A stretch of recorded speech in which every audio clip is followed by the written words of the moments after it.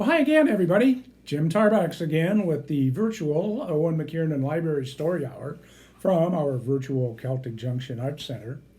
We're about halfway through a story called The King Who Was a Gentleman by the famous Irish storyteller Seumas MacManus. So let's get on with our story and see how Jack fares in his quest to win the king's beautiful daughter. "Now, Jack," the king said, "I'm a very busy man, and I'm only wasting my valuable time with you. Come along till I give you your third and last chance, and that we get the head chopped off you and have done with you. And," he said, "for your third and last chance, come out into my fields till I show you some beans I have grown there that I'm rather proud of. If I couldn't make you wonder at my horses or my bees, you're going to have to wonder at these beans." And he led Jack out in the fields and showed him there a field of beans the likes of which Jack had never seen or dreamt of in all his life. Every stalk grew the height of the castle, and every leaf would cover a house, and every bean was the size of Jack's head. And the king, mighty proud of his beans, said, "Now, Jack, what do you think of them beans of mine?" Jack didn't pretend to wonder at all, outside of himself. And he said, "Oh, king, I suppose they're brave little peas for the south of Ireland, but they're nothing at all compared to the beans my father used to grow at his castle at home in Donegal." And he looked up, thinking the king would say, "You're a liar." But the king only smiled down on Jack and said, "Jack, what kind of beans was them your father used to grow in Donegal?" And Jack, finding himself on his last legs, was resolved to make the most of his last chance. And the brave fellow said to himself, "I'll make the king say you're a liar this time, or I'll perish." He said, "Oh, king, it beats me to describe what them beans of my father's were like. But there was one beanstalk that grew in my father's field that I want to tell you about. That beanstalk grew so high above the clouds that we never knew its height. But my father used to engage 9,000 harvestmen to climb the stalk and harvest the beans. They would always start up on Easter Sunday, reach above in September, and after shaking down the beans, be down on earth again in time to eat their Christmas dinner." And sure that he had the king now, who must say, "You're a liar" to that. He looked up to have the joy of seeing him come out with the rude words. But such a great gentleman was that king, that instead of saying, "You're a liar," he was smiling benevolently down upon Jack. And Jack found his head trembling upon his shoulders. But he was such a brave fellow that he resolved to make the most of what was left of his third chance. And he said to himself, "I'll make that king say you're a liar, or I'll perish." And he hurried on, and he said, "There was one time, after I finished my schooling, and it was ordered that I should travel for 3 years to finish my education, when my father asked me what country of all the world I would like to travel in. And I said, 'Father, I would like to travel up the beanstalk.' My father begged and beseeched me not to go to any wondrous country in the world, but not to ask to go up the beanstalk. But it was the beanstalk or nowhere for me. So I persisted and insisted until my poor father, broken-hearted, had to consent to let me go. 'Tis well I remember the morning I started. A beautiful, bright spring morning it was. My father was there crying over me, and he gave me his blessing, and as I started up the beanstalk he said, 'Jack, Jack dear, don't forget to write.'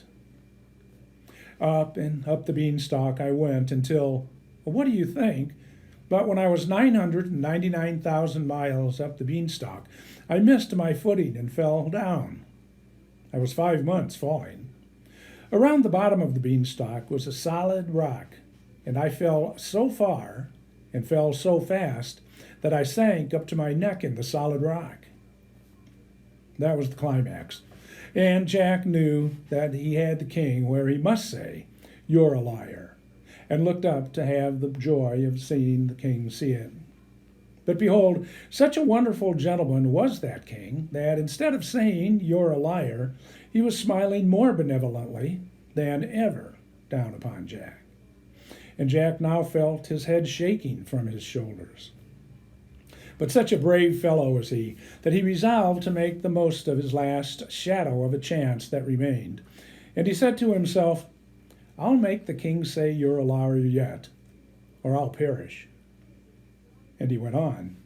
And he said, "I looked around to see I could get any help to help me out, but couldn't see a soul or sinner on all the horizon. And after I was 7 years stuck there, I got so tired of it all that I put my hand in my pocket, pulled out my knife, cut off my head, and sent it home to look for help to help me out." There he stopped and looked up for the joy of seeing the king say, "You're a liar." But behold you, such a great gentleman was he, that king, that instead of saying, "You're a liar," the fellow was smiling more provoking than ever down upon Jack. And Jack now found his life lost, almost. But such an undaunted lad was he that he resolved to make the most of the last shadow of a shade of a chance. And he said to himself, "I'll make that king say, 'You're a liar yet, or I'll perish.'" And went on. He said, "When I sent my head home to look for help, I was watching after my head going across the country." That was the climax. And he had the king now at last, for certain. So he up-glanced for the final time of it all. But behold, such a great gentleman was that king that, instead of saying, "You're a liar," he was smiling as he never had smiled before. And that was the final end of Jack. He could feel the head tumbling off him. But lo and behold, such a wonderful brave fellow was he, that he resolved to make the most of the last shadow of a shade of the ghost of a chance. And he said to himself, "I'll make the king say you're a liar yet, or I'll perish." And he went on. He said, "As I was watching after my head going across the country, what do you think did I see? As the head of me was passing under a hill half a mile off, I saw a fox jump out of a bush on top of the hill and come leaping, jumping, bounding down the hill, making for my poor head. And when he got there, the fox gave one jump on top of my poor head and began to worry it. And so mad did that murderous fox make me that I got a good grip of myself, and with both hands I gave a long pull and a strong pull. I pulled myself clean out of the rock and ran to the help of my head. And when I got there, so mad was I with that beast that I lifted my foot and gave him 3 kicks, and every kick I gave him knocked him out of a king. And every king of them," Jack said, looking up defiant, "was a far finer and a far better and a far greater gentleman than you." "You're a liar!" cried the king, black and blue in the face with rage. You see, Jack had early learned the king's weak spots, his vanity about being the greatest gentleman in all the world, and he had been playing the king all along, till he had him off his guard and then struck him on the weak spot and got his results. For the raging king, dancing mad, repeated, "You're a liar, and you're the greatest liar that ever walked in all the world." It was now Jack's turn to smile. He looked up at the king and said, "True words for your royal highness. I am a liar, and a great one, but I'm the son-in-law of the greatest gentleman in all the world." And sure enough, when the king cooled and came to himself, he had to confess that Jack was the best and the bravest and the noblest fellow ever he had come across, and he would sooner see him married to his daughter than any of the 364 nobles and knights and kings and chiefs and princes and scholars who had come trying to win her. More by the same token, when the beautiful princess herself came on the ground, she confessed that the minute she looked out of the window and saw Jack at the gates, she had fallen heels over heels in love with him. He was the only one of all the 365 nobles and knights, and kings and chiefs, and princes and scholars that she had loved, the only one she could have married.